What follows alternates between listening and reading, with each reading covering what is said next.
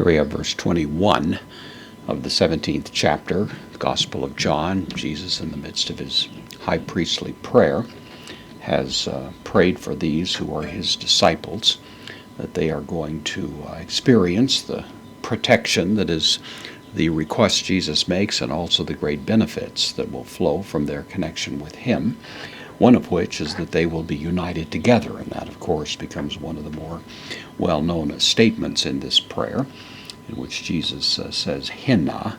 This is a conjunction. It takes the subjunctive, and that's what we have here, the subjunctive mood, in order that, and then osen is from eimi, I am. This is the third person plural, present active subjunctive. So in order that they may be, and then of course we go back to the subject of this, pantes, from the word pas, pasa, pan, all of which means all or every. This is the nominative plural, masculine. So in order that they, all of them, is the idea, hin.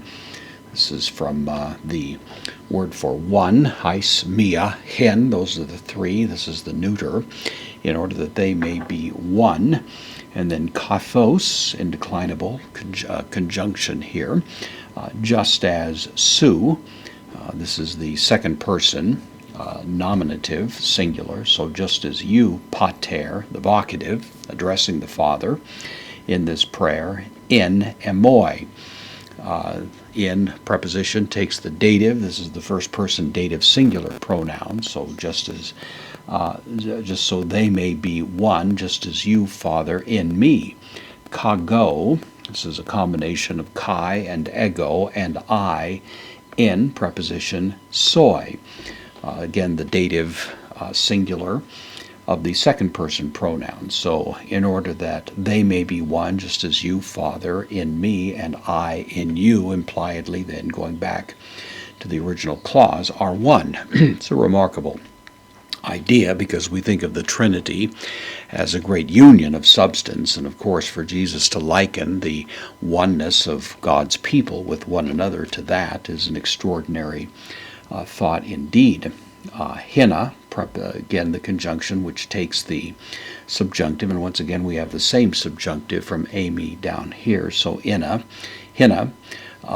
in order that they may be, and then going back to the clause, kai, the conjunction can mean and also or even, in order that autoi, here we have the intensive use of the third person pronoun, nominative, plural, in order that also they themselves, in preposition with the dative plural here, in us, in order that they may be in us as well. So he wants his people to be united together in a union that's similar to that between Christ the Son and the Father. And then he wants them, of course, to those who are his followers, to be one in us, using the pronoun here, the first person plural, us, in the dative with hin or in. Hina, once again, this conjunction which takes the subjunctive. Here the subjunctive is pistue, in order that it may believe. This is the third person singular, present active subjunctive. What is going to believe? Well, it's ho kosmos, the nominative of ho kosmos, which means the world, in order that the world may believe.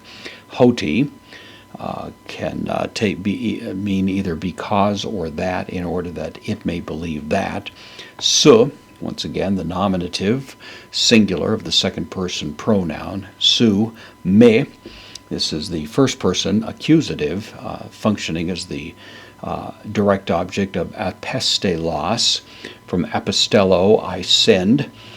This is the second person singular, aorist active indicative, in order that the world may believe that you have sent me. So in some way the proof of the fact that Christ does come as the Son of God is going to be demonstrated. The proof is going to be offered based on the union that God's people have with one another. And of course, the history of the church may leave some doubt about how much that union has been conspicuous. But there is, down underneath the apparent differences and distinctions, of course, a kind of fundamental unity that has been a rather important aspect of the history of the work of God's people in this world.